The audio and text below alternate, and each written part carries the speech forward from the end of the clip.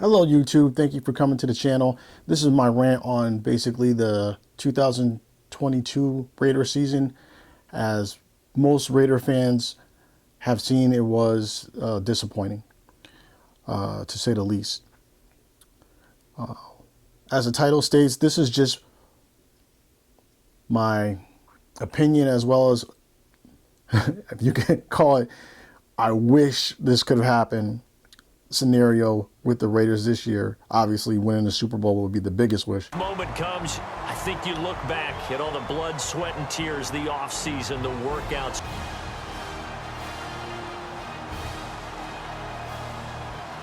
But as far as, if we stick with the idea that Josh McDaniels was still going to be the coach, the head coach, which I think was not the best move for a team that was struggling defensively, to hire a offensive coordinator as a head coach. Some of the moves we've seen once he got the job kind of shown what he was planning on having take place moving forward, with bringing in a backup quarterback in the beginning, over going out and getting Sue, who was available, and almost preaching that he wanted to go to the Raiders. This would have been one of those things where, with Sue and Crosby on the field at the same time defensively, this would have assisted with the Raiders moving up in the rankings of defense. And I'm sure we would have had more sacks and possibly even turnovers because of those two playing together, or even at least putting them in there on those crucial third down plays. Now, as far as sticking with him picking up a backup quarterback, which would have been a good plan if played correctly. I mean, it really doesn't make sense for you to go out to use draft picks to pull in a backup quarterback and not use them in some shape or form, whether it would be in the same fashion that Mariota was used when he was with the Raiders. And I think that's turned out really well. It's just that unfortunately he got hurt from time to time with some plays, which I think, in my opinion, if changed up the scheme a little bit, or kind of give plays that you're comfortable using with the backup, it would have worked out pretty well, especially with the idea that Carr's already been in that situation of coming off the field for the backup on certain plays. Continue to do that. And run the ball. Run the ball. You have a bruising back in Josh Jacobs, and even with the amount of rushes that yards he's got this year alone, some of those were like, he grinded for those, because it was almost like he knew that he was not getting the touches that he wanted to get. It was almost like the playbook was not even involving the running back at all, unless it was like short yardage. But I think between using Josh Jacobs better and pulling your backup quarterback in from time to time, that would assist with a lot of different things and headaches that took place with the Raiders. We would have had a lot more wins, I believe, as well as with the addition of Sue. And then Carr is 9 seasons into his career. This is a veteran quarterback now. Take the information that he's acquired and build a playbook that works for the both of you. Or at the very least, bring your scheme into play gradually. You get Devontae Adams, a player that Carr has played with for 3 years in college. Teams would love to have a dynamic duel in a quarterback and wide receiver that has experience together, over it building over gradual time. This is why you see Travis Kelce and Patrick Mahomes look so well in critical situations. You don't give Carr and Adams even the idea of saying, hey, can we just change this up? Or just, like I said, just let them two work with you on making a plan or a scheme between the three of you that works. Obviously getting everybody involved, but like I said, you got two guys that went to college together, that played together, that have a friendship together, that know each other, and you don't use it. Like, you're throwing away talent. You're just throwing it away. But again, I think we would have had such a better season if plays that were either changed or just the coaching environment was changed, just more on the side of trying to use what you have over trying to, oh, I'm the new sheriff in town and you're going to do things my way and we're going to win games because I say we're going to win games. It doesn't work like that. You have to build your trust into the team. And when you shake the foundation by bringing in a backup quarterback, when you know your team has already been ranked really low in the last few years, you're shaking the foundation of the group. I mean, the Raiders already had the last 2 years alone, not even including this year, drama, unneeded drama. And when you come in, your first thought process should have been, let me get this defense up. Even if you get us up and ranked to the 25th or maybe even the 20th, you're going to win games. Because literally most of the games that the Raiders have lost have come in some of those critical times where we're up and score like we were this year. And unfortunately, the team had the ball at the end. And guess what?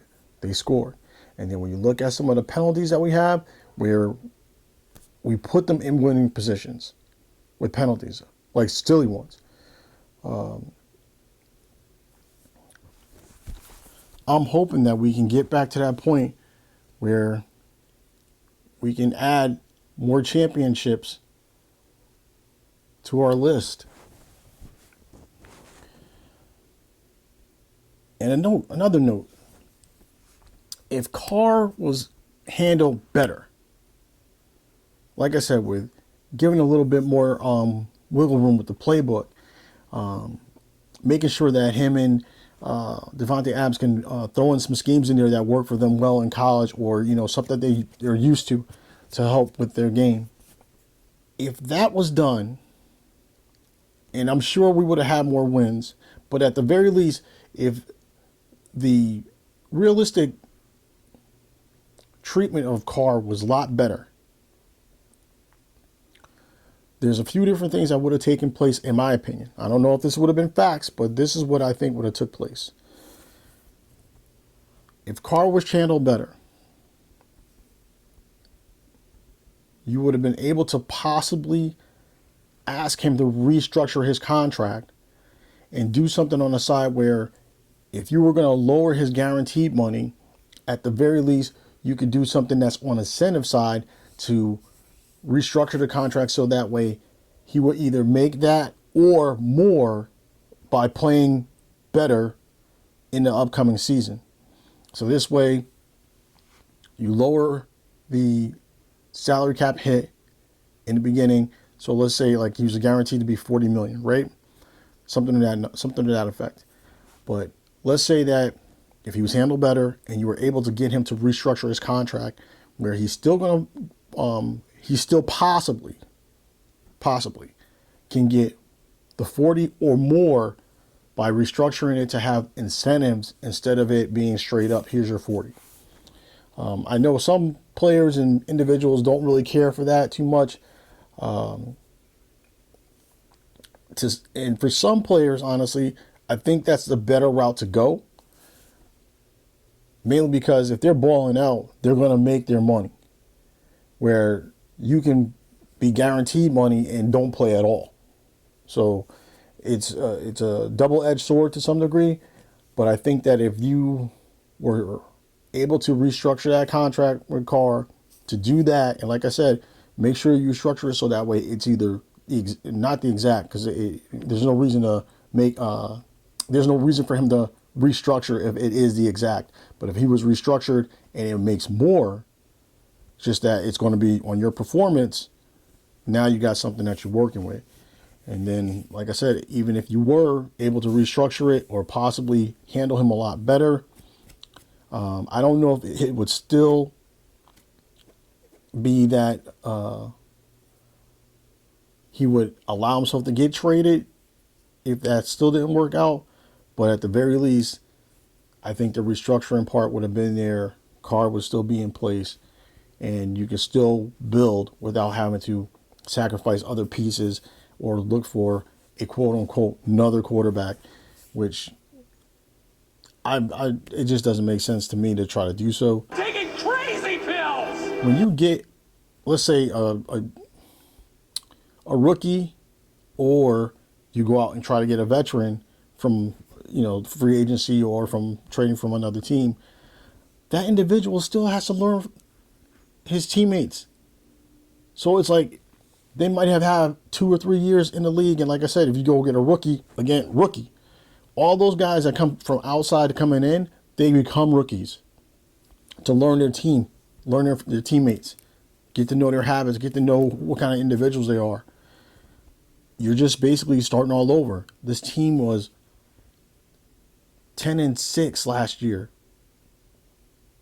And with the changing of the guard or coaching staff, they flipped it. I mean, I'm pretty sure that they got most of, not all the pieces right back. So it was just a matter of tweaking a couple of things. Mainly, I would say, working on that defense, making sure you had the right defensive coordinator, and again, head coach, to be able to assess the talent, which was there, because under a staff that was in chaos, they pushed out 10-6.